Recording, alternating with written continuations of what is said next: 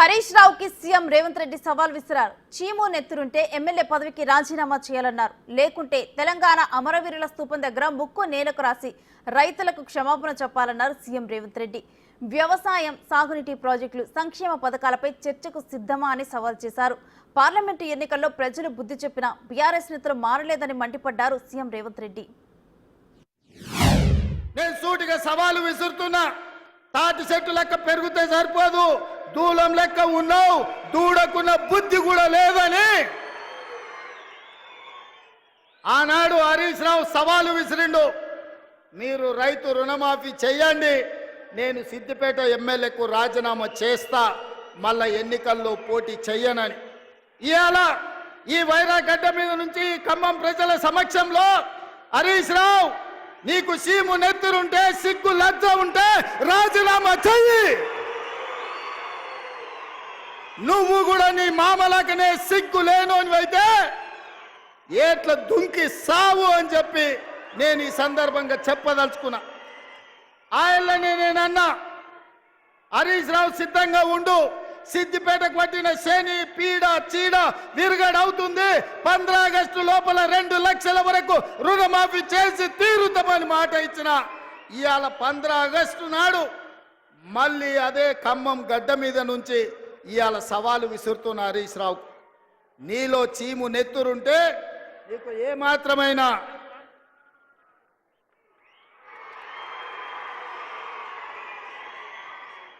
నీకు ఏమాత్రమైన సిగ్గు శరం ఉంటే రాజీనామా చెయ్యి. నువ్వెట్లాగూ రాజీనామా చెయ్యవు, నీది సిగ్గులేని జాతి. అందుకే ఇవాళ నువ్వు రాజీనామా చేయకపోతే అమరవీరుల స్తూపం దగ్గరకు వచ్చే ముక్కు నేలకు రాజి కాంగ్రెస్ పార్టీ మీద సవాలు విసిరినందుకు తెలంగాణ రైతాంగం క్షమించండి. మాట తప్పని పార్టీ కాంగ్రెస్ పార్టీ రుణమాఫీ చేసింది. నేను విసిరిన సవాలు తెలంగాణ రైతాంగాన్ని. ఇవాళ ఆయన మాట్లాడుతుండు కాంగ్రెస్ పార్టీ మోసం చేసిందని. ఓరి సన్నాసి, అసెంబ్లీ ఎన్నికల్లో 39 సీట్లు ఇస్తే పార్లమెంటుకు వచ్చే వరకల్లా గుండు 0 ఇచ్చిండ్రు.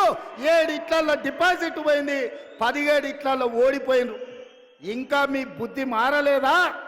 ఇంకా ఈ అబద్ధాలు మానరా? తండ్రి కొడుకులు బావ బామ్మార్దులని నేను అడగదలుచుకున్నా. నిజంగానే మీ మాటలు నమ్మితే తెలంగాణ సమాజం మిమ్మల్ని మనుషులుగా చూస్తే మీకు ఒక్క సీట్ అయినా ఇచ్చటోళ్ళు కదా. మీ పార్టీ పుట్టినప్పటి నుంచి ఇవాళటి వరకు ఎప్పుడు లేనంత హీనంగా దీనంగా దివాలా తీసి ఇవాళ బీఆర్ఎస్ పార్టీ బతుకు బస్టాండ్ అయింది. బంజారా హిల్స్ బస్టాండ్లో అడుక్క తినే పరిస్థితి ఇవాళ బీఆర్ఎస్ పార్టీకి వచ్చింది. అయినా సిగ్గు లేకుండా ప్రజల్ని నిందించుకుంటూ ప్రజలే తప్పు చేసిండ్రు అన్నట్టుగా ఇవాళ ప్రజలనే ఇవాళ దోషులుగా నిలబెట్టే ప్రయత్నం ఇవాళ బీఆర్ఎస్ నాయకులు చేస్తూ. ఖమ్మం జిల్లాలో బీఆర్ఎస్ ఓనికి ఏమున్నదా అంటే గాడిద గుడ్డు ఉన్నది ఇవాళ ఈ ఖమ్మం జిల్లాలో. అయినా సిగ్గు తప్పిన వాళ్ళు మారలేదు, వాళ్ళ మాటలలో మార్పు లేదు. పొద్దున్న లేస్తే కొత్త బిచ్చగాడు పొద్దు గుర్తెరగాడు అన్నట్టుగా అబద్ధాలు చెప్పుకుంటా బావ బామ్మార్దులు తిరుగుతుండ్రు. అందుకే మిత్రులారా, కాంగ్రెస్ పార్టీ కార్యకర్తలు, ముఖ్యంగా ఖమ్మం జిల్లా కార్యకర్తలు, మీరు అండగా నిలబడండి. బీఆర్ఎస్ను బద్దలు కొట్టి బొందబెట్టే బాధ్యత నాది.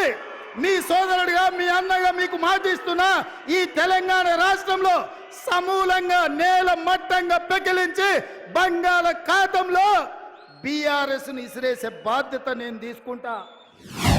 సిద్దిపేట రాజీనామా చేస్తా అని రాజీనామా చెయ్యి. సిద్దిపేటలో నువ్వు ఎట్లా గెలుస్తావో నేను చూస్తా బిడ్డ. నువ్వు అనుకుంటున్నావేమో సాగుతుందని, దేనికైనా సాగుతుంది. వయసులో ఉంటే పంది కూడా అందంగానే కనిపిస్తుంది. అధికారం ఉంటే నీలాకటోళ్ళకు నీళ్ళు కూడా అట్లనే ఉంటుంది. ఇవాళ అధికారం పోయింది కదా, ఇప్పుడు తెలుస్తుంది నీకు నొప్పేందో, పేద ప్రజల కష్టాలేందో. అందుకే ఇవాళ తండ్రి ముఖం సాటేసిండు, ఫామ్ హౌస్లో వండుకున్నాడు. ఇవాళ ఆయన ఫామ్ హౌస్లో నుంచి బయటికి వస్తలేడు. బయటికి వచ్చినోడు వీడు అబద్ధాలు చెప్పుడు ఆపుతలేడు. అందుకే మిత్రులారా, అప్రమత్తంగా ఉండండి. అయ్యో పాపం అని సానుభూతి చూస్తారా అంటే నాగు పాముకు కాల నాగుకు పాలు పోసినట్టే అవుతుంది. బీఆర్ఎస్ వణిగిన మళ్ళీ దగ్గరికి రానిస్తే పార్టీ గారు ఉత్తమ్ గారు వస్తారు, హరీష్ కేసీఆర్ ఎవడెవడు వస్తాడో, లేకపోతే బావా బామార్తులు బిల్లా రంగాలు వస్తారో, ఏ సెంటర్ అయినా ఏ చౌరస్తైనా అమరవీరుల స్తూపమైన మే సిద్ధం.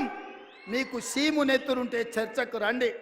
10 ఏళ్ల మీ పాలన, 8 నెలల మా ఇందిరమ్మ పాలన మీద చర్చ పెడదాం, సవాలు చేద్దాం.